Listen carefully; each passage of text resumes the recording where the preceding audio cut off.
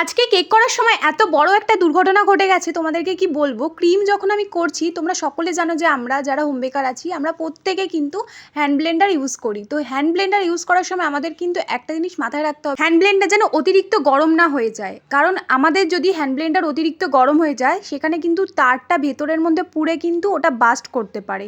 তো আজকে রীতিমতো আমি বেঁচে গেছি সত্যি কথা বলতে, কারণ আমি দেখতে পাচ্ছি যখন আমার অনেকটা বেশি, কারণ আমার অনেকগুলো কেক থাকার কারণে আমার মানে কন্টিনিউ হ্যান্ড ব্লেন্ডারটা চালাতেই হয়েছে।